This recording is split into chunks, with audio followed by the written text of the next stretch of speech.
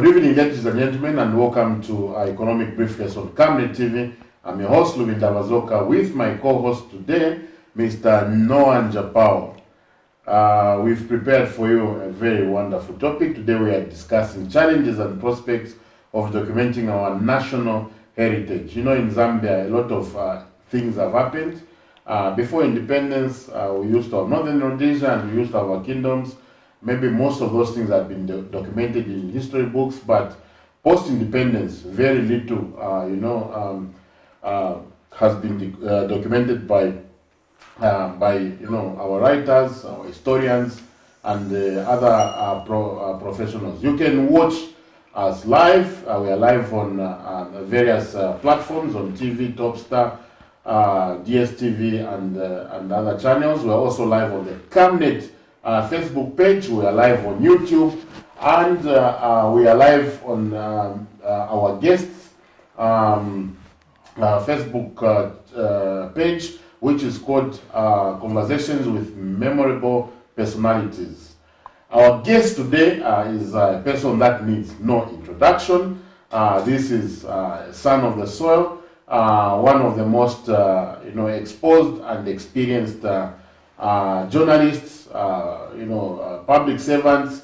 Our guest today is no other than Mr. AMOS MALUPENGA. Mr. MALUPENGA, good evening. Good evening, Doc. How are you? We are doing fine. It has been a long week. I don't know about Mr. Njapao. It has been a long, tiring week. Yeah, it has been a long, tiring week. We have, some announcement to make. I think a lot of people have already heard the announcement. Before I preempt you, we cross over to our usual figures. So for our market update, today the 31st of March, start with the exchange rates. The dollar closed off selling at 18 kwacha, 9 ngwe. The pound was selling at 23 kwacha, 74 ngwe. The euro was trading at 20 kwacha, 5 ngwe. The rand, 1 kwacha, 24 ngwe. Then for our selected LME prices, aluminium closed off selling at 3,551 per ton, upward movement of 3.35%. Copper trading at $10,365.50. That's an upward movement of 0.49%. Zinc closed off selling at 4,149 per ton. That's an upward movement of 3.03%. Lead was trading at $2,417.50, upward movement of 1.6%. Tin closed off selling at 42,493 per ton, upward movement of 0.16%. Nickel closed off trading at 32,893. That's an upward movement of 3.43%. And crude oil prices, the WTI crude closed off selling at $103.08 per barrel. Brent crude closed off selling at $108.02. Yet again, we've got a few prices of building materials. Cement, 50 kgs is at 50 kwacha. Paint PVA, 20 liters, 450. Roofing sheets, 0.4 millimeters. For a meter, that's 125 kwacha. Blocks, 6-inch blocks, 5 kwacha, 15 ngwe. Building sand, 20 tons, 2,500 kwacha. Quarry, 20 tons, 2,200 kwacha. Timber, 150 by 50, 5 meters, 220 kwacha. A door, 600 kwacha. Toilet seat, 1,800. A bathtub, 2,200. Sewer pipe, 6 meters, 285 kwacha.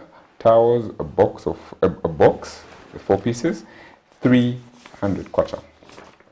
That's all we had for market updates today. We've seen the kwacha go depreciate slightly up.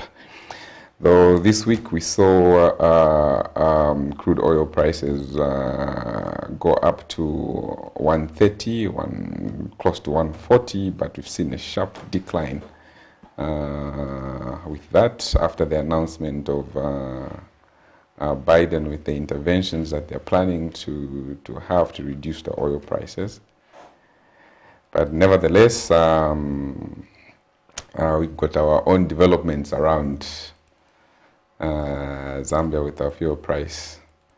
The price has moved by 5 kwacha.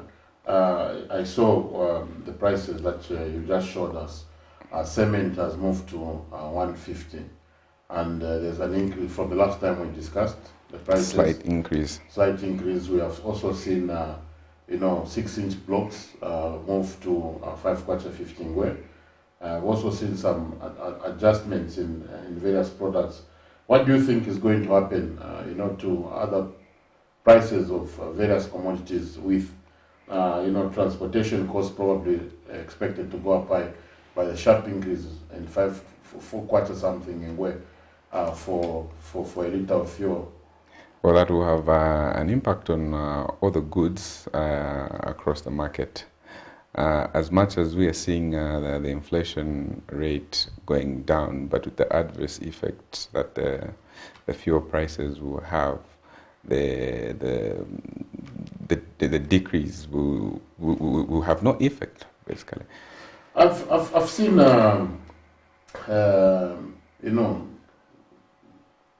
prices are increasing, and at noticeable paces, but inflation rates is going down. Do we need to change the formula of how we do the CPI in Zambia, or it has got to do with the comparisons between the price increases this time of the year versus last time of the year? There's basically people are wondering how you are announcing reduction in inflation rates, but the prices are moving up high. What can be your... Well, first of all, this might be the same uncertainty of, you see, we import most of our raw materials.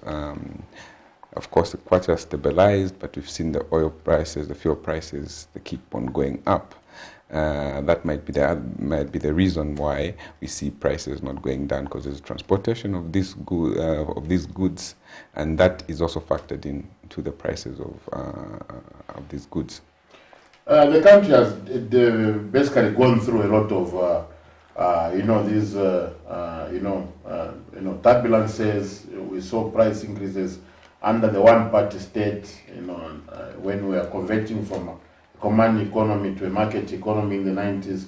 I think a lot of our viewers probably were born after the 2000s. So the main purpose of this program is basically to help people understand where we're coming from, and probably so they can be able maybe to predict the future, because the youth are the leaders of tomorrow. Definitely. And that brings us to today's topic. Sam, a lot of people know you, and I know you from various portfolios. I think I've been following you from way back, over 10 years now. For those that don't know you, who is AMOS MALUPENGA? Thank you, Doc, and I'm humbled to be hosted by you, my director at GSB. This is the Graduate School of Business, at the University of Zambia, where you are teaching us about these things we are talking about. So I'm looking forward to completing the master's program, yes, so that I can grow up to speak like you on these economic matters. He's actually also a lecturer at NIPA. Yes, Mr. Njapao. Yes, I've heard about him. Yeah. So basically, like you have alluded to in your introduction, I'm a journalist. I like to refer to myself as a journalist. Of course, I've been so many things, but I like to refer to myself as a journalist because I think journalism is what has made me what I am. Yeah, so I'm a journalist, I'm an author, I'm a communications expert, I'm also a public administrator. So that's in brief, but maybe I can say I'm like Uncle Frank Mutwira would say, I'm just a simple son of a reverend. So I can also say I'm just a humble, simple son of a miner. I was born in Mufrira some years back. Unless you ask me when, then I won't volunteer. So I was born in Mufrira. My father was a miner in Mufrira. Specifically, I was born in Kankoyo. Kankoyo is well known for center, Lunsonga. Yeah, so I was born in Kankoyo, grew up there, and I always I'm very attached to Kankoyo, and particularly house number 24, what we used to call, I think they still call it Kuma Special. You know, those who have been in Mufrira, who know Mufrira better, and Kankoyo in particular, they tell you that there are two sections. Both of them, they are Section A. So there's Section A Special and Section A Small. That's how we're calling them. And now Section A Special, these were bigger houses. They were just 24 in number. And those days, I think they must have been constructed in the either 40s or 50s when the mines just started. And they were meant for the middle class, the middle management, or how do I put it? The supervisors, so to say. So I was told so by my father, late father, and my mother were telling me that initially when he started work, we used to live in Section E, and then when he was promoted a bit, he became a senior, and then he was moved to those houses, the 24 houses, and we happened to be on number 24. So I also remember the mine number, 12299, and those who grew up that time will recall. And when you read the book, which is coming up, and by the way, Mufrira has produced a lot of people. I'm proud of that. I'm trying to refer to Honorable Kavindere. He also in the interview. Okay. Yeah, Mr. Kavindere comes from Mufrira. He has been through Mufrira. A lot of people, John Sangwa, Mumbaka Pumpa, you mentioned them, Levi Mwanawasa, there are just so many of them. Even Levi Mwanawasa? Yeah, it comes through that road. Karusha Charles Msonda, the just immediate past Minister of Higher Education, Dr. Brian Mushimba. He's from Mufrira. We were growing up together, Mulunsonga. Okay. So we are like family friends.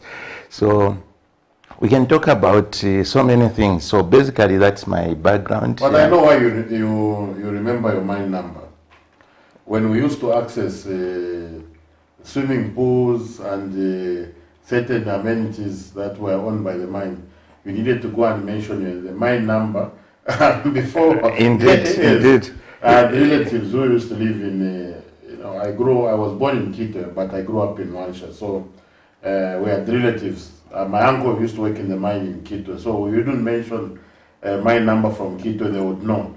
So to use a mine number for a relative and then access at a discount swimming pools and what we call in Wansha correct. Mm-hmm. Yes, people from Wansha know what I'm talking about. Yeah, even when you went to the clinic, hospital, you just had to repeat or pronounce the man number, then they would draw out your card, you go and access the services. So that man number was very critical. So all of us would memorize and recite it. And up to now, I've never forgotten my father's mine number.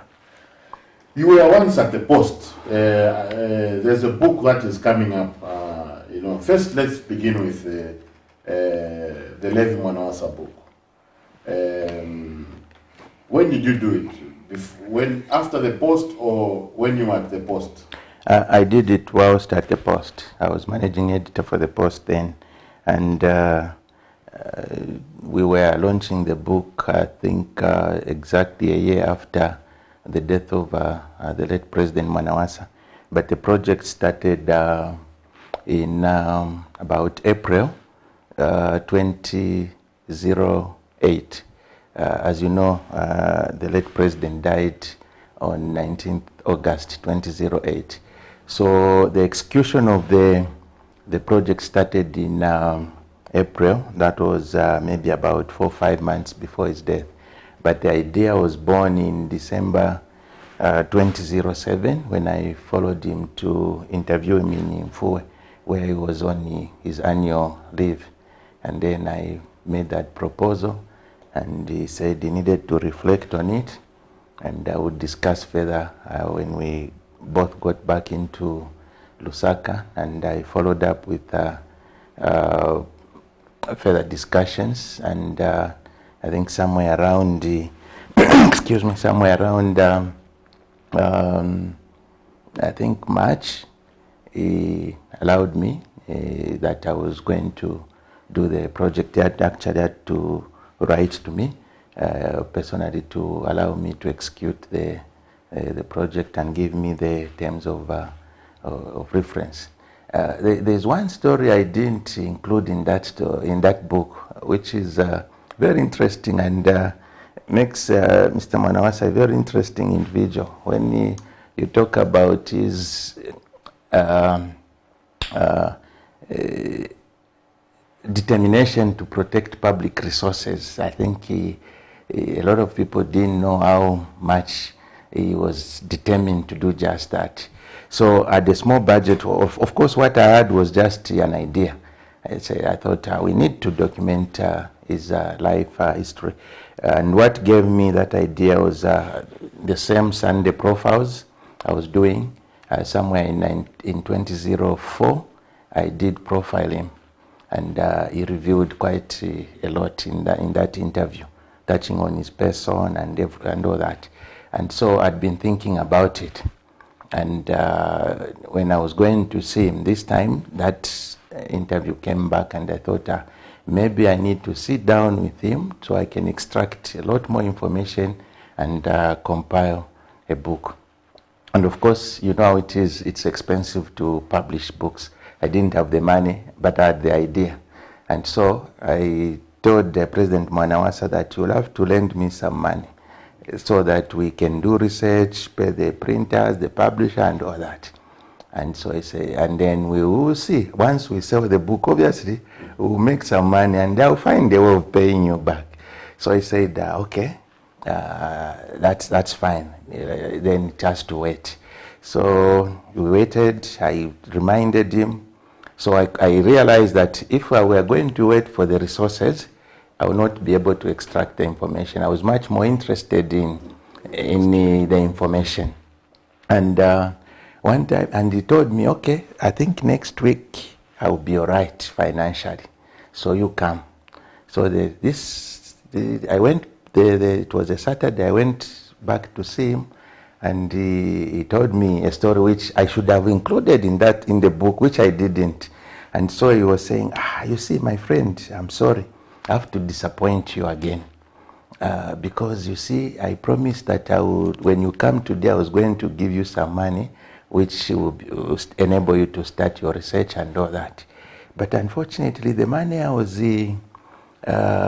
waiting for, which I thought I would pick from there, unfortunately, I think Wanachipo bali pitapo. Wanachipo, that's why. Wanachipo bali pitapo, because you see, you give me, as Zambians, you pay me a salary every month. So it goes in my account, this account, it goes in there. So I was so sure in my mind that there's something that has accumulated in that account. And then I would go there, pick something, and share with you to start your project. Unfortunately, when I was checking, Asanga Vivana Chipo, she got something to go and buy something for the farm. And so you have to wait. So I said, and that was the head of state. That was the head of state. And he was saying, because this is a personal project, you are writing about me as a person, so I have to use my personal resources. I said, oh, okay, it was striking. Then the next interesting episode was then he said, okay, now that I've missed this part, what we now have to do, remember it was around March, April, so he was saying, you have to hold on a bit, so that ngatwasombola amataba kuteka famu, then ngatwamunefu twashitisha, I can get something from there. Now, I thought those were very interesting if we reflect. Yes. You know, the head of state in charge of the entire, treasury and everything. And we hear all sorts of, but he clearly identified this as a personal project, and he was going to use personal resources to help me. And at the end of the day, I was going to pay back after I have done that. So I told him, no, Excellency, I'm much more interested in extracting. I don't need money to extract the information from you. All I need is your time. So can you create that time for me so that I can sit, extract the information I need? Those other things that require research can come later. And that's how I think it must have been around the 14th of April, somewhere there. We met at State Lodge. We started the interviews. We did about 2 or 3 long interviews. The last interview, I think I've reported that in the book, which ended up to be the last. We sat from about 10 hours up to the end of the day, just extracting the information. And unfortunately, as you know, we started in April, May, June. When he flew to Egypt, he got sick, and later on we lost him. And so, but by the time he was dying, I'd extracted quite a lot, particularly that which I needed to speak about himself. Then the rest I just needed to verify with the other people. So I continued working on that project until 2008, August. That's when we launched the Manawasa book in 2009. Now, people, the majority of the people that we have in Zambia were born in 2000. So by the time President Manawasa was dying, they were 8 years, but now they're above 20. I've seen that in Zambia we don't move in one direction in terms of, we don't look where we're coming from, and certain ideas are passed as new ideas, but they have been tried before in the past, and maybe things change and you move in another direction. Why is it that why is it that we have a very bad writing culture in Zambia and a very bad reading culture? People talk about, I'm glad that you are talking about bad writing culture together with bad reading culture. In most cases, when people are discussing this subject, they always talk about Zambians having a bad reading culture. But you can only read that which has been written. So before we encourage the reading culture, let's encourage the writing culture. And it should be a good writing culture if we are going to have a good reading culture. Because if we are writing bad stuff, no one will be interested to read. So we should promote the good writing culture, which will culminate into a good reading culture. And that way, we are going to develop as many writers, because it has to start with writing first before we go to reading. Now we emphasize more on reading, because we are used to be treated to foreign staff. Most of the books that we read are written by foreigners. And I think in one of our discussions, you are talking about our heritage, national heritage. Who is best placed to write or record our heritage, national heritage? It's ourselves. We need to historicize our own history. If we allow others to write the history for us, they will write it as they see it through their own lenses. And it will depend on the mission or agenda they want to achieve. And that is why you hear there is a lot of talk about Victoria Falls, having been discovered by Dr. David Livingstone. Then I say, no. But you're forgetting that there were people living in that area before Dr. Livingstone arrived. And when he arrived, there were people who were taking him around. That's where we talk about Chuma and Susi. Yes. But suddenly, that perspective come out. Dr. Livingstone is the one who discovered. And yet there were people who were living there before he arrived. What's the story about those? If they recorded what they saw, what they experienced, because they didn't record, someone came and recorded according to their agenda. And their agenda is to portray Muzungu as the one who has discovered this. That is God's creation which has been there. And we are the ones who have been living in this territory. And so we stand better to record that history. But if we allow others to record, those are the distortions that we get. And so the long and short of it is that we need to develop good writing culture, which will result into good reading culture. It is not easy, but we have to do it. If we are writing badly, no one is going to read. We enjoy reading foreign books because most of them are very well written. Yes. When we were doing literature in secondary school, most of the books we were reading were coming from the African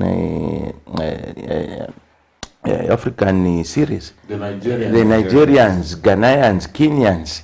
Those are the ones. It's like we surrendered to the Nigerians, the Kenyans, and the Ghanaians. These are the best writers.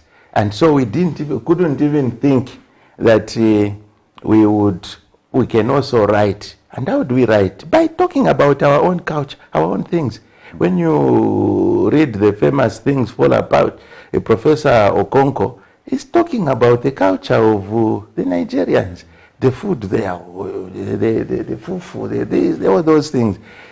And it's rich because he's using the sayings, that the local people say. And we find ourselves imitating all those things. And even now, we are on so many WhatsApp platforms, some of them with the former schoolmates.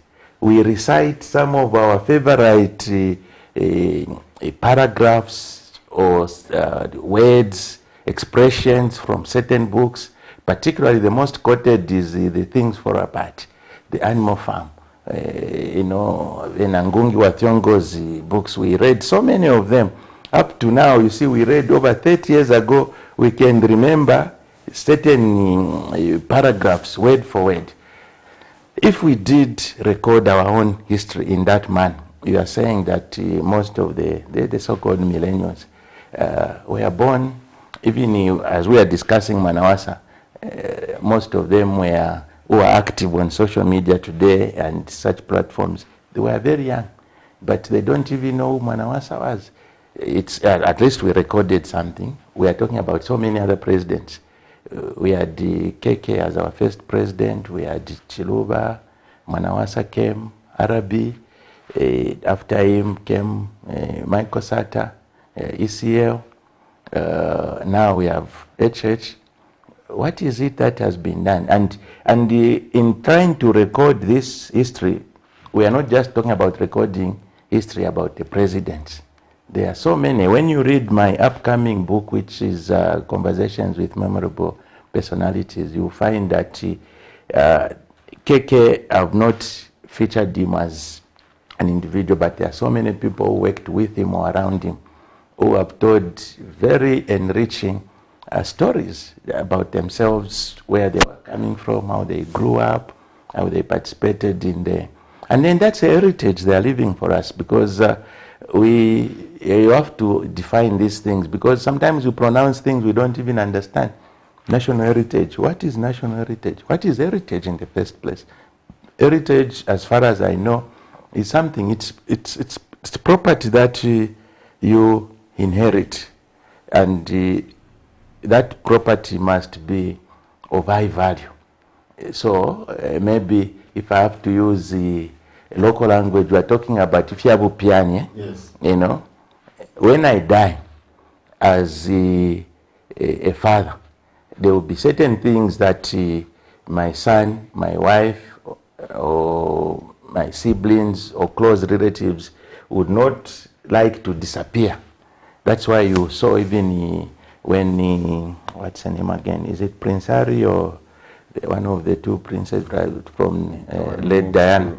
When he was marrying, he had to use the ring from the mother to, you know, for an engagement ring. He had to use the ring that his mother was using. That's an inheritance, valued. But how was he able? Because someone kept it, and they told him how expensive it was, how it was treasured. So he inherited it and, you know, kept it that way. So when you talk about our national heritage, we are talking about inheriting the property for this country, which has to be valued. So in this case, our national heritage will have to be in terms of culture, where we are coming from, the history, you know, how we fought for the same independence, who participated in it, what are the challenges, how did they achieve it, the previous governments, and up to where we are. So that we leave it here. When we disappear from the scene, those who will come will continue recording that history. Now, we need to develop that good habit of writing, and writing good, because reading should be equated to eating. You eat good food, which has been prepared well. If it has not been prepared well, you just, but if it is very well prepared, oh, it's delicious. You even, but so, then how then do we encourage the writing culture? Is it by maybe emphasizing the intangible value that writing brings? How do we go about to encourage this good writing culture? Yes, I like the word you have used, intangible value. Because in most cases we are looking for tangible values. Mm-hmm. If we can't see it, then there's no motivation for us to write. So in this case, like I said, it's costly to publish books, to write, both in terms of financial resource as well as time. But above all, it needs your intellectual resource. You know, if you are going to put, it's like artists, you know, except we are painting using words. Yeah. So, what is the intangible value? The same way I was talking about the ring for the. Yeah. And I think maybe I'm even wrong to use a far away. I should have used a local example, which could do maybe let's look at some vintages we can point to. You know, the Land Rover that KK was driving? Yes. Mm-hmm. That is a national heritage, for example. Now, when you're looking at intangible value when it comes to writing, we might not see it immediately. The history we are recording today will become precious and more expensive when all of us have expired. We are not there. And maybe let me just give an immediate example. You see, when Arabi died, I had already started I'd concluded basically writing submitting to my publish, and we're just in the process of, but I started getting phone calls and, oh, this book you are writing, is there a chapter on Arabic? I said, no, unfortunately there is no chapter. No, this book will be incomplete without a chapter on Arabic. So please, can you find a way of squeezing in something? Why? Because Arabic is normal, and then people are eager. When he was there, people didn't even bother to find out where he lived or what it is, what wisdom they could draw from him. But after he's gone, then, but because we recorded that interview, you can see he spoke and gave his own experiences to the extent that if someone told a lie, I don't know, okay, this is what he said in his own words. This is so that is the value that we achieve by recording. I don't want to say history, because we can record even things which are happening now, which will become history later on. So in terms of intangible value, people might not see why we should record, because when we are living, it's like a journalist who is always in this situation. They will not see something as news value. Someone from outside who comes, then they say, but this is a good story. So that is how we don't see the value in most cases. That's how even our parents, they were telling stories. They were not recording. So they will just tell you, oh, they will tell you those stories. They never recorded. So that's why we refer to it as oral history. But you know, the way you narrate is different from the way I narrate. The story gets so the more it is repeated, the more it is distorted. So what is important is to record permanently, so that whoever is going to read that, they can make their own interpretation, and they can also develop from there and pick it up. So I'm looking at the table of contents of your upcoming book, discussions with, conversations with memorable personalities. I'm always looking for a chapter when it comes, glimpses. So I don't want to spoil it to people that will be reading it when it comes out. So I just want to maybe just rush through so that at least people can understand what we're talking about. I'm looking at the people that you spoke to. You know, this is Zambia's history. You know, the Venom Mwangas, Robinson Zulus, you know, the Dr. Francis Mandas, Anat Fungula. You have, you know, Enoch Kavindele. You know, one of the richest person in Zambia at one time, Professor Patrick Mvunga, and a lot of other people, Grace Zulu. You know, let me start with you. The book starts very controversial. And that's what everybody wants to know. So, the post. Everybody is interested in the post, not like what the post was, because the post basically saw the ushering of multi-party democracy in Zambia. I remember that time we used to read. It was called Weekly Post, and first, before reading everything, we would go and read. Is it Kajazo? There was you know, some funny characters. Is it? I've just forgotten. So, when did you join the Post? How was your working relationship with Uncle Fred? You know, and not going deep into your book, because I want people to read. People should go and buy the book and read it, so that you understand where we are coming from. And you can tell. That last week we had Dixon Jerry, and we were discussing the legacy of Arabic. And callers called in and said, we didn't know this man. And there's a book that is being relaunched, which is called The Night Without the President. And we are just discussing here that when you read that book, you can actually see what is happening today and just place names You know, odd names, you remove them and you put current names, and Zambia will be like what was happening. And I think if there were mistakes in that book, we repeat them because we do not know what happened in the past. For example, in Europe, they will never repeat something. You hear the Russians say, we are fighting Nazis, because they know that Nazi Germany, in that context, was very bad to them. So they are very reactive when it comes, you know, they lost 30 million people. So let's start with the Post. Well, you asked when I joined. I joined the Post in 1997, I think at the beginning of that year. And I remained at the Post until the year 2011 when I left to go into government. And 2007 was a very heated year. The period of the zero option? No, that was earlier. Earlier. Zero option was...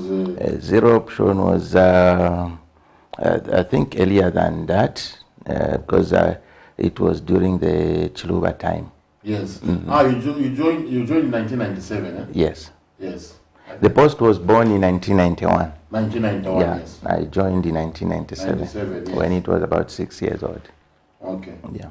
I've heard people refer to the Post that the Post was a political tool. Is that true? Or maybe as you were joining, did you look at it that way at that time? No, not really, but I think when you read the book, I have tackled something to that effect. Okay. But as I joined the Post, we were exciting about the type of journalism that was practiced. It was very courageous and took on the government and called a spade, exposed a lot of issues. And some of us who are eager to tell the truth, I think we thought that it would be exciting to be associated with the Post. So it's a nature of journalism that was practiced. Speaking for myself, I think that is what sort of attracted me to the Post. But of course, there was a lot of controversy. Even one of the excerpts we have released for this evening is talking about Fred, and it's been picked from the chapter which is talking about Fred Membe and his presidential ambitions. And they started a long time ago. Let me not answer the question. I will invite you to read the book. You will find the answer. Definitely, we can't wait for the book. Very, very interesting phrase you have put for, Mr. Veron Mwanga, Honorable Veron Mwanga. Men without a past can't guide the future. Yes. Yeah, so if you don't know the past, if you don't have a past, you can't guide the future. Meaning, I want to interpret it the way I've understood it. That if you have not learned from your past mistakes, you cannot, create bankable ideas for the future.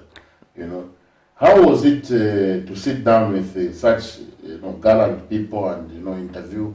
What are the challenges that come in as journalists when you are picking information, when you want to draw information from these people that you are interviewing? It requires a lot of skill, because particularly when you are going to discuss difficult subjects, and it's always difficult to talk about ourselves, especially if we have a controversial past. I was just talking to you, I think you are the first one I've given this background in terms of where I'm coming from, where I was born, yes. And just a bit. A lot of people have asked me this question, but I'm shy to talk about it. I usually just scratch here and there. We are failing to extract some information from your book. Now, to sit down with distinguished men and women in their own rights, all of them, when you look at them, these men and women who have served the country at different levels, be it in the political, economic, or social sectors, they've got their own high profiles. So to sit with them as a young journalist to extract or discuss subjects which may be considered to be very difficult or can only be tackled by elderly people.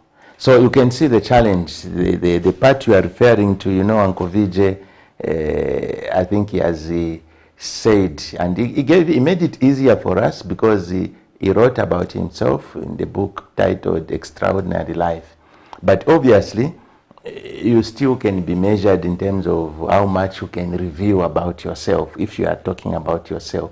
There could be a few things that you may leave out, and those are the things that I was interested in, and that is what made the discussion very lively and interesting, because we had to discuss both from his political life, personal life, and we were trying to look at different issues. And Uncle Vijay's, there's controversy in social life, political life, professional life, everywhere there are, those issues. And so he was trying to explain and putting things in perspective. He admitted where he thought he was wrong. He also explained and tried to defend himself where he thought the public or the world misunderstood him. So that is where the richness of this conversation is coming from. I can see Captain Solo attempting to overthrow Chiruwa. Zambia has gone through quite a number of coups and attempts to overthrow government. Some of them government just announced. There was one in 1980. Mm-hmm. I think that was the first one, not so? Yes. And then there was one in 1990 mm-hmm. by Mambaru Chembe. Then Captain Solo was in 1996. 97. 97, yes, mm-hmm. 1997. That was the zero option I was talking about.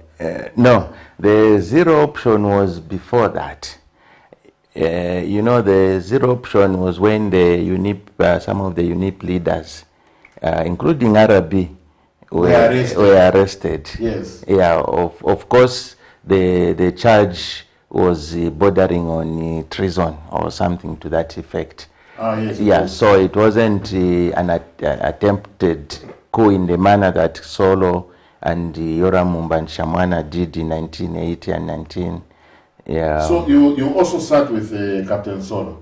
Yeah, Captain Solo, we had so many. You see, remember what was exciting about this conversation, which I did not do personally, but I had to do it through my the reporter who was based in Kawe. We developed a very good rapport, and again, these are things that journalists have to learn from and see how they can. If you follow certain rules religiously, you can't function, because legally it is illegal to interview a prisoner or a remandee. But we used to get interviews from prisoners, remandees, and all that. The time the interview was done, by that time Captain Solo was now condemned to Mukobeko. So we had to sneak in questions and got the answers to those questions. And sometimes whenever they came for court appearances, we had our own connections on how to interact and exchange information. So, and we got a lot of stories from these prisoners, and they knew how to communicate with us, and we also knew how to communicate with them. I'm looking at personal. I'm looking at those. I want to discuss those that are back, so that I read also about a last people singer. That one you have released a glimpse. Yeah. How is the man? I know millennials don't know who Mr. Chipimo is, but they know the son. They know the son. Or the sons. He was a controversial man, and that's a beauty of recording this history. And I think when you read the full interview, you will see. And it's a lot more that I can imagine that what I extracted is just a fraction. There is a lot more maybe which we have lost, which the old man has gone with to the grave. But firstly, he's known for his good English. Yes, very good accent. Yeah, good accent, and he spoke very good, very good English. And he was controversial. He had a lot of, and I think that book will reveal that Mr. Chipimo Sr. was the first Zambian to sue a sitting president and succeed. We always think that you can't sue the, of course, I'm saying this because of the immunities. Yes. Now, in this case, Mr. Chipimo Sr. sued KK when he was still president. And the matter went to court. He prosecuted that and won, although I think he didn't get the damage. The details will come out in the book. And why? Because of his controversies between. He was always frank, saying it where he didn't agree with the KK, he would not. So you find that there are a lot of instances there where he's enjoying a very good relationship with KK, but also at a rough one, and sometimes to the point that he even had to sue the old man, and he was suing him after graduating from UNZA from law school, and he had become a lawyer by then. And I think he was narrating that he went to study law at UNZA, I think around, is it 1980s or somewhere there. And by the time he was enrolling there, he found 4 of his children were also students at campus. So he joined them, and so he also became a student. 4 of his children were also very rich. This is just Dionko, but you get the full details in terms of his participation. When we are talking about our heritage, these are people who are discussing their lives from the time he's born up to the time of that interview. When I was interviewing Mr. Chipimo Sr., he was 72 years, and he was relocating from the town here to go back to the village. So, and he was giving his own reasons. He talked about the village, how it was, and the village, how it will be when he gets back in terms of the contribution that he intended to make. Michael Chufasat, I know you worked with him. I remember this one. They only allowed me 2 minutes with my wife.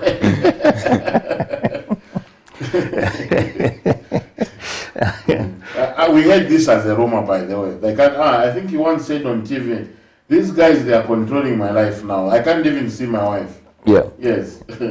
How was he? I know you covered him as a journalist, and you worked with him at some point. How was Michael? He was a very interesting source to interview. He would bully you. He was very stubborn. He would tell the story according to the angle he wants you to get, not what you want. So you needed to be strong and courageous to really interview and extract a story from Michael Sata. He was an interesting source, intimidating. But when you get to know him, he was a very good source. So you would quarrel, you would fight, and get back together. But he had very good quotes. He was controversial both in his speech and actions. And so you knew that he would always give you, if you interview him, you know that your story most likely is a page 1 story, if not a lead story. There's also this other interesting one here. Sikotawina, we were popular among women. Who were his colleagues here? Referring to as again, that's an interesting one, because I think, was it the other day we released an excerpt where his late wife, now Princess Nakatindi, was narrating how she had to physically beat the other women to secure her territory, because he was very popular, you know, and women from all races, you know, whites, Indians, coloreds, you name them. So, and I interviewed them concurrently. So this week I featured the wife in the Sunday profile. Then the next week I went back to interview, the following week I went back to interview the husband, Scott Awin. So I was trying to get his comments on what the wife said, Princess Nakatindi, that she had to literally fight, and she would beat other women. She would also physically fight with him, and actually threaten him, one day I will maim you. So I was trying to draw his attention to that fact, and he was trying to be humble about it. So he just said, you know, it is not only me. I think during our time of the freedom struggle, and all of us were popular because of what we were doing and all that. So he gave an example of what happened when they went to Luapula for a political gathering where they were literally lifted shoulder high. But that was a clever way of running away from the issue that the madam that. So that is how he made that comment. But these interviews, these conversations are very rich with a lot of history. Sometimes we are entering using these light moments just to attract your attention. But when you go into the conversation, you find there is much, much more which has not been highlighted. I think someone on our Facebook posted and said, the excerpts, there are too many. Are you not just going to preempt the whole book? I said, well, firstly, this is a big volume book. I'm actually thinking the same, because these stories, I think, can cover a very thick book. Yes. Our book will be about 700 pages, wow, or slightly over 700 pages. And I can quote and quote. By the time we'll be launching, I will have just quoted 3% of the content. So it is very rich, and sometimes we are trying to, just to excite you into, like a bet, to get you into reading, because you are looking for this love story, which you find there. Yes, it is, but you find the love story, but you will find also a lot of historical data. Most of these, they are coming from royal families, like both the couple we are talking about, Princess Nakatindi and Scott Awin. So they have given us that background in terms of that heritage we are talking about. And then from there, we pick it up their own, and their parents participated in the struggle, their own struggle, up to where they have left it. So those who would want to write for posterity, they have somewhere to start from. There's this very interesting thing. I like watching, how Africa evolved. I've finished watching the whole of Uganda's history, how Uganda got independence, who became the president, how there was a chiefdom there, and all those things. I've finished watching. I watched those things on YouTube in my free time. Now I'm on Ghana. How Kwame Nkrumah was removed and what. And Zambia also, like other African countries, has gone through a lot of these things. There's a very rich Zambian, whom we used to have by the name of Benjamin Yoram Mumba. He used to own Gilma, Hume, and a lot of other companies in Wansha, and he was basically one of the largest employers in Wansha, if not the largest after the mines. I think he employed more people than the Zambian government during those days. So how did you find him? And you know, under him there's a plot to remove the plotting the 1980 failed coup. I think this is going to be very interesting because Kaunda was an institution. He was a very, formidable person. How do you find such a Zambian, such a character to come and do that? Then I think arrested, not so? Then bounce back into government as Minister of Defense. This one is Yora Mumba was involved in the 1980 coup. The one you are referring to, the owner of Hume and that one is BY. BY Mwila, yes. Yeah, that was Ben Mwila. This one is Yora Mumba. He was also one of the key business people. I think he was very well established.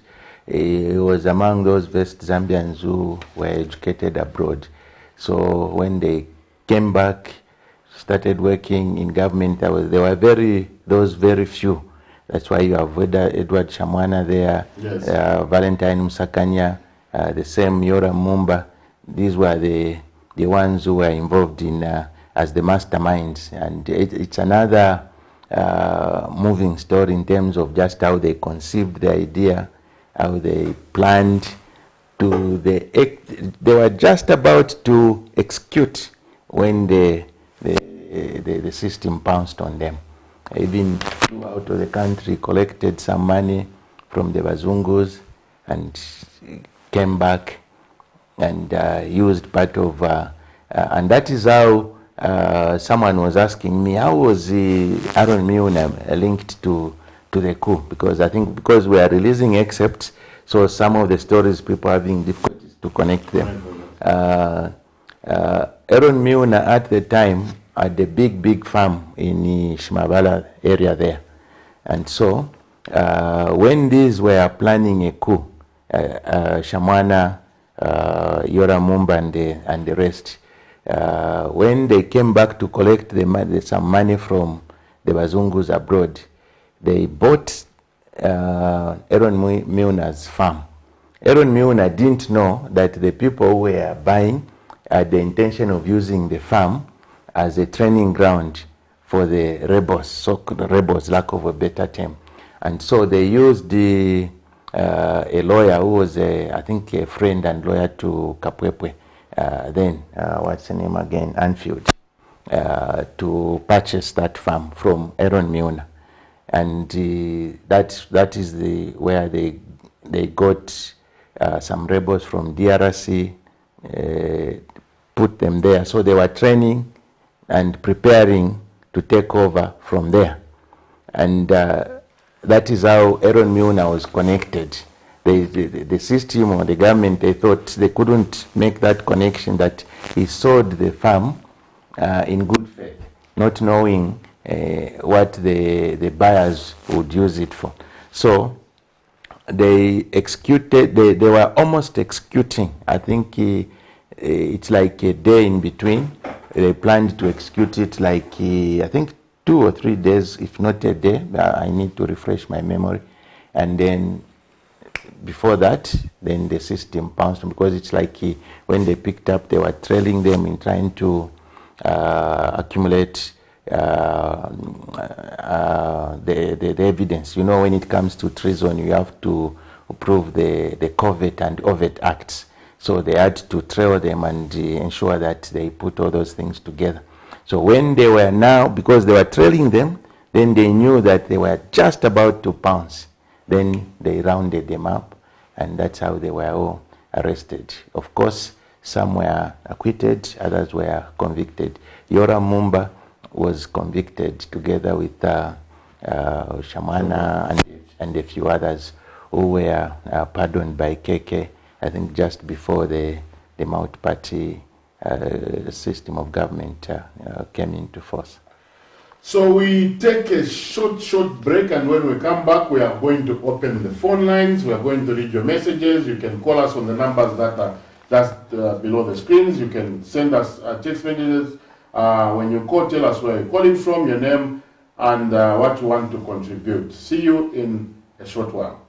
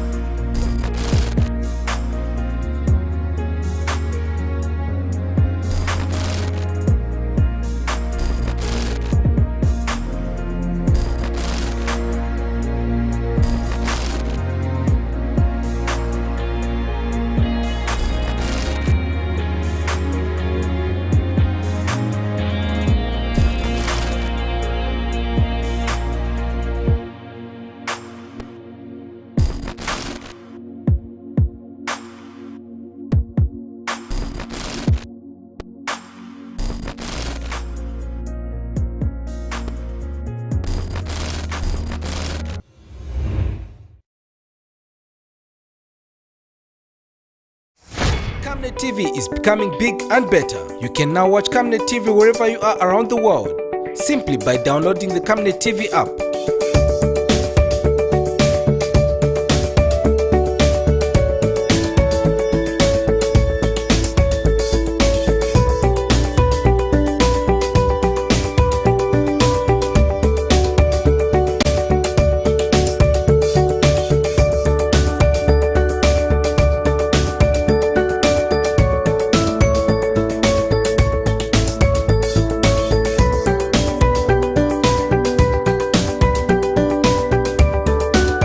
With Camnet TV app, you only use less bundles. Camnet TV, not just another channel. You are watching Economic Briefcase on Camnet TV. We're now opening the phone lines. You can call us on the numbers that are appearing on the screen. You can also send us some messages. And let's see if we have any messages, Mr. Director. Well done, Mr. Malupenga. Looking forward to upcoming book. I've read the Mwanawasa book, and it's another interesting book. How did his death affect you, having been so close to the former president, Arnold Chanshi Mwandama from Lusaka? Good evening, AMOS and Dr. Awazoka. I have been following your discussion. In your book, you have written a pager while you were PS in Northwestern Province, and you came to Barrick Mine to settle an illegal strike where the human resource was the main subject. That time you were a PS just coming from the late President Satandisi was just coming in. Would you comment on that? Felix S. It is interesting to note that Bro Malupenga has documented former late President Mwanawasa's history. I would like to ask Amos' tribe,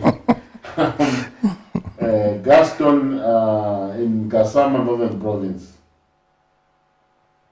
It's indeed memorable personality in the name of Mwanawasa, popularly known as Ichibumba.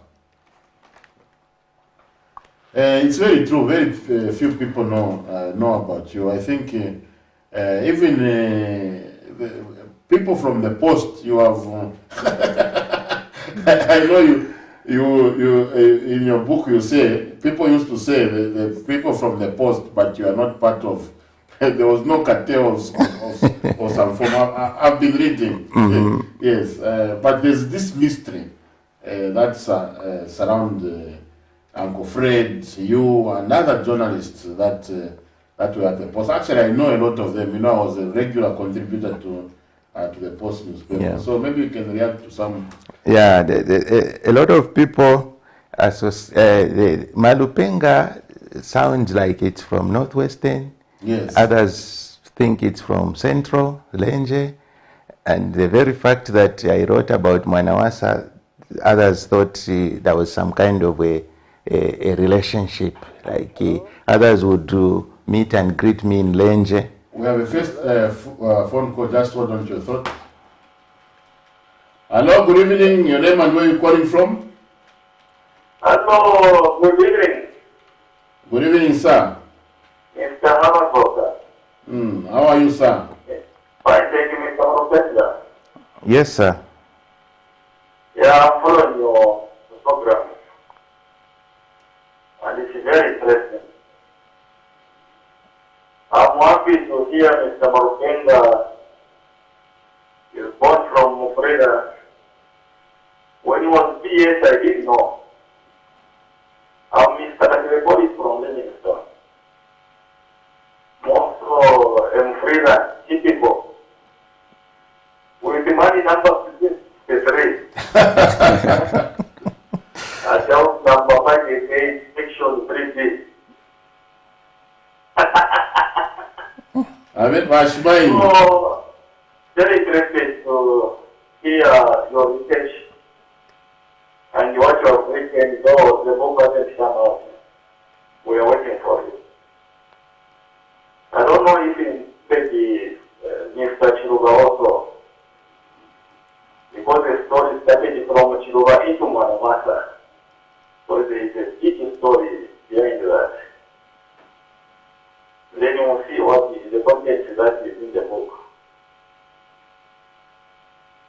done, so we haven't seen the book.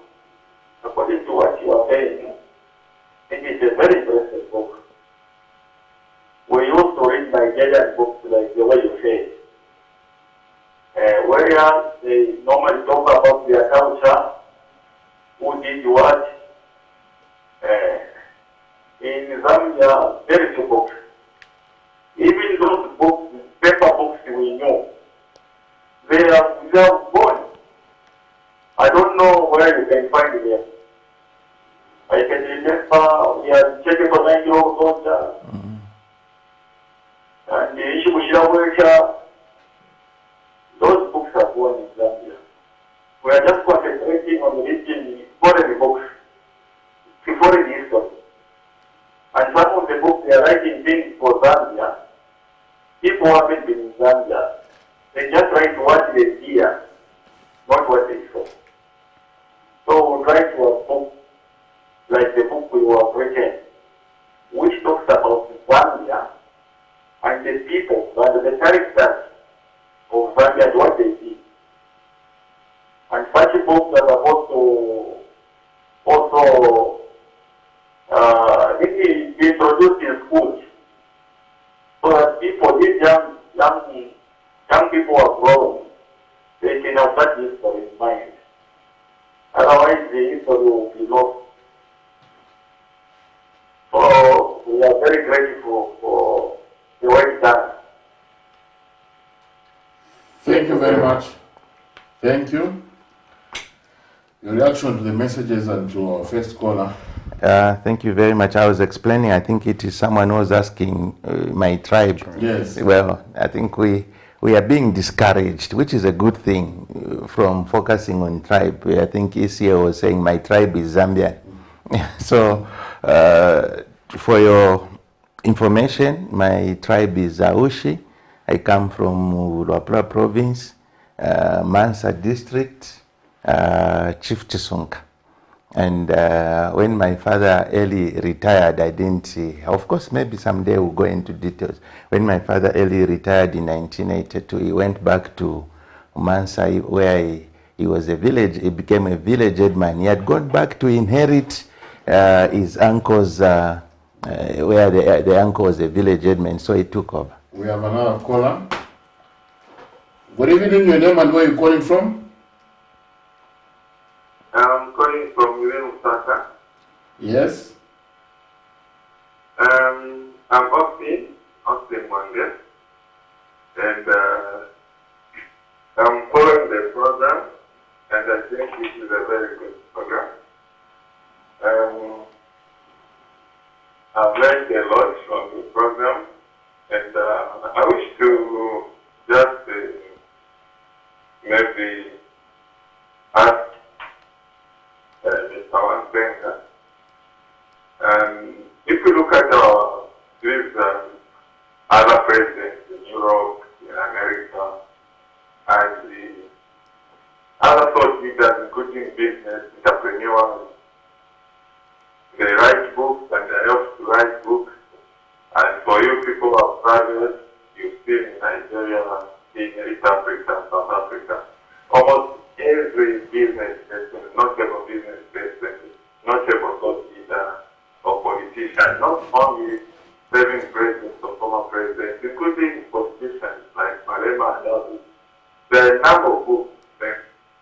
So I think Mr. MALUPENGA, you have to be commended, but I think we still have to take up the youth talent again. We are, like the previous caller indicated, we need to document history for our former president, KK himself. I think we can see a lot of books on KK, like we see on Mandela. You see, there are several biographies, autobiographies on Mandela. We don't see that on KK, we don't see that on FGJ. Manawasa, I think, is just your book. We've seen a few books that were written on President Tate when he came out of prison. We've seen one book on President Tate's own group. I haven't seen anyone Arabic. think you need to see if you can move this project forward so that you can document our history, like the title indicates. I know there will be challenges. Right now, President Lungu has more time. The time you needed to interview Levy, I think, was busy. The President Lungu has more time. President Dacius will give you time. And those around the President, not only the President, we also have academicians. We lost our doctor recently, now Dr. Professor Greg Smith abroad. We need books on such people. Academicians also have made medical doctors, engineers, you see. So I think it should be moved forward. Those conversations which are as chapters can also become books on their own and several others. But I also have a question for you as a journalist. We do see, when we watch BBC, CNN, we see a number of journalists who have lived in the profession. I think if you remember Christian Amanko covering the wars in Sarajevo, Yugoslavia, and she's still there. We are generalizing and to the left, and you have seen a number of them. What is the main challenge why ourselves in Zambia, journalists, cannot go in the profession so that they can also even, I think, promote the profession, like it becomes, because journalism is more like a transition profession in Zambia sometimes, where people don't stay long. And most of the books written what's happening in Ukraine right now, those who are going to document the books are going to be written most will be journalists. Those are the books written about Iraq, Afghanistan, the financial crisis, all these things. You find that journalists get an interest and they write what we call the financial crisis. What about this economic situation? So I think we are hoping more people can inspire more people to embark on projects like those, so that we can, I think also when people visit Zambia, they are at the airport, they visit our bookshops, they find several books on many Zambians, including, there was an ESS president of South Africa, there's a book already, someone has written on him. Or you find, there's even politicians, not only someone, everyone is documented. So I think I commend you for that, and I pray that the reading society in Zambia is going to appreciate your book and support it economically. And to all of you, as an economist, Dr. Career and Dr. Japao, there is need for us to also link the industry, the writing industry, to economic development. People leave and become billionaires just on writing and contributing to national economic development. I submit. Thank you. Thank you very much. Yeah, that was a mouthful. Yes. Very key points the caller has raised. I may not touch on all of them, but let me touch on one where he's talking about why are we not having veterans growing in the job. I gave an example of Christian Amanpo. There's one I've been watching from the time I was, I think, in grade 9, Mike Hanna. Mike Hanna was with CNN then. Now I think he's with the Al Jazeera. He has even grown old, and I've seen him grow old, and he's one of my inspiration. You can imagine how many he has trained on the job over the years. And this is where, when we talk about the journalism standards going down, maybe that is one of the contributing factors, because those of us who appear to be making it don't last for a long time in the newsroom. We go to pursue other things. If I just have to talk about the Post, you'll find that most of those key journalists would leave the Post and go in the corporate world. And that is a challenge I think we need to reflect. So the question is, why are we not staying in the newsroom to grow old there? There must be a reason. And I want to invite researchers to... I know the reason. Yeah, so I think we need, you can imagine, when I read some newspapers, I listen to some radio stations, to watch TV, and I feel some gaps. Sometimes when you are explaining certain things to these journalists, they may not even know why you are, but if you are with them in the newsroom and helping them grow, they will appreciate better. So I think maybe that is something that we need to reflect on deeply and see how we can push it. Director, show us if we have any messages. Mr. Malupenga, you are doing an excellent work. The book is rich. Zambian history has to be known by today's generation so that they have a direction. Joyce Chingfutu. Good evening, Doc. Kindly advise callers to be brief and to the point. In order to allow as many people as possible chance to participate. The first two callers have taken undue airtime. WMB Kafue. Mr. AMOS, you should include also the moments about the closure of Prime TV and the internet shut down. Basically, you can just say they are drawing me into writing about my experiences in government. Yes. This book, I think someone from Northwest, I think, talked about how when I was PS Northwestern and I visited the mines there to quench the strike. And interestingly, the new Minister of Labor now was one of the I think the HR officers or one of the departments there. Honorable Tamba.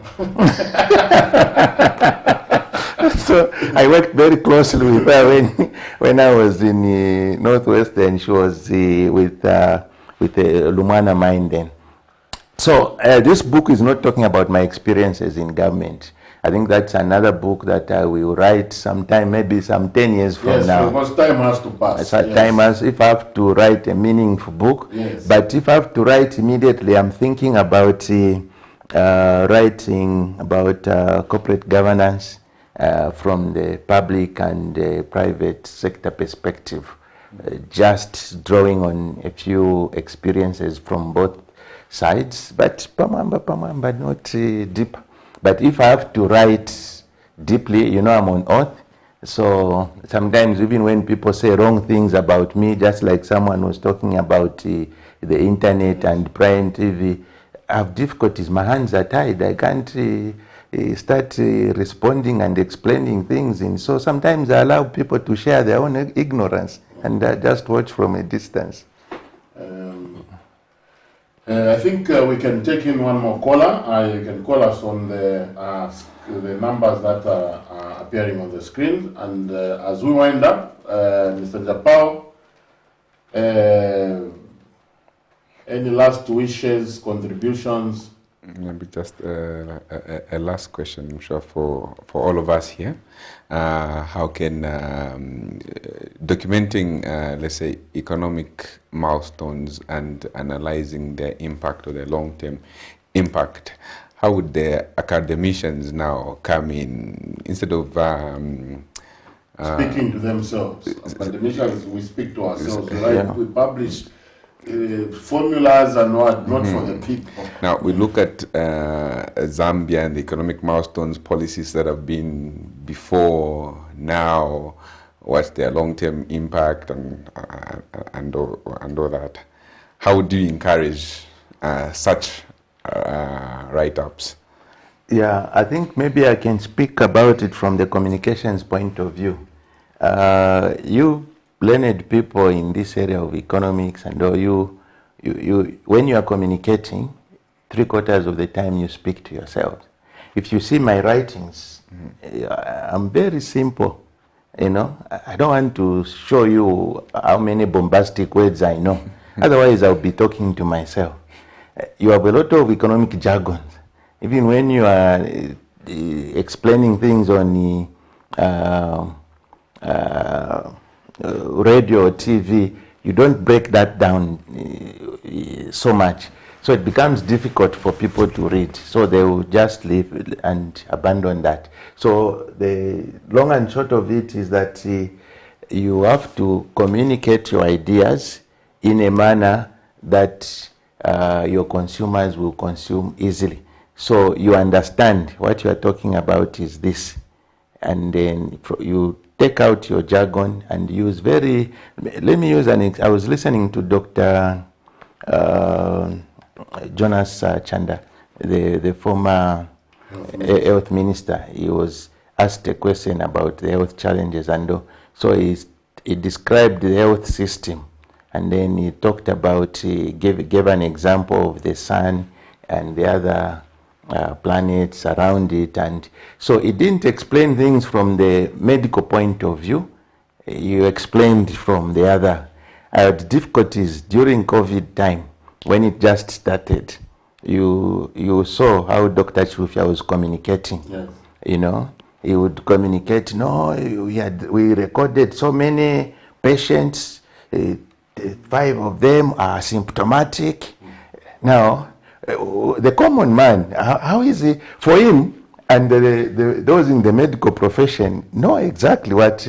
So we the communicators now, we say, this is not effective communication. Yeah, I thought when they were saying asymptomatic that they have asthma. You see, so the point is that economics, doctors, lawyers, engineers, they have to write, but write in a manner that will be very easy for the readers. Remember, we talked about reading and writing, yes, comparing it to food. If you prepare complicated recipe, and even if it is so nice, you leave it. So we need to understand, if you are writing an academic paper, you are at liberty to use all those technical jargons, because you know that your audience, your reader, is just as good as you are. They will understand your technical language. That way we are going to understand. That's why you find that our readers follow politics, because it appears to be the easiest subject. We can't interest them to read, to follow about law, about health issues, about economy, which is very key, because in fact economy is connected to the politics directly. Now, the way you play your economy will affect how the politics are. But people would rather go into the politics, because there they just say it, and you find there is Kabova language there, there is everything. But when it comes to economy, we are not communicating effectively, in the sense that we are speaking above people's heads. So whatever you say, you have a good point, but you do not trickle down there, because it has flown over them. Let it drop down and it sinks there.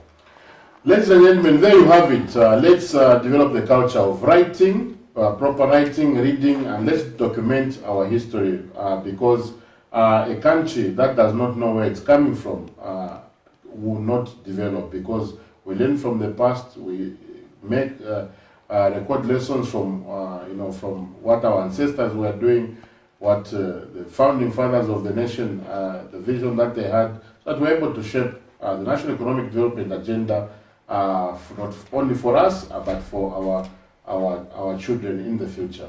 You are watching Economic Briefcase on Camnet TV. Doc, before you sign off, you didn't invite your viewers to follow what we are doing on our Facebook page, Conversations with Memorable Personalities. They'll find a lot of excerpts. Every day we are releasing something, because there is more where that is coming from. I'll count about 44 personalities. 45, include the last one is Arabi. Who have we included? Including Arabi, 45 personalities. And when you look at the numbers of people that have been covered, That's the history of the Republic of Zambia. I don't think we have so much, a book that documents so much that has happened in the history of Zambia. You have the formation of Zambia, how people fought for independence, the Kaunda period, the turbulences, the positives. We have the Chikwandas in here. You have the richest persons, the Kavindeles, and that's a secret. The Kavindeles, the Venom Wangas, the Skotawinas, the Arabis. Those were the we that you were asking about in the. I'm just going to fly on Kavindele's plane. Yeah, and Kavindele was the first Zambian to own a plane. So, colleagues, Kavindele owned the plane as early as the 80s, somewhere there. So, and let's own planes, let's own cars, but we need to know what these people of the past were doing. You go and fetch a book, continue watching Camnet TV, because Camnet TV is not just another channel for companies that want us to, call people from all over the country and bring them here. Please contact our marketing department at Camnet TV and come and sponsor this program. Thank you very much. I'm your host, Lubin Dabazoka. Our guest was Honorable AMOS MALUPENGA, veteran journalist, lawyers, civil servant, and my co-host, Mr. Noah Njapao, economist, very vibrant, and patriotic Zambian. Please join us. We have more surprises for you next week.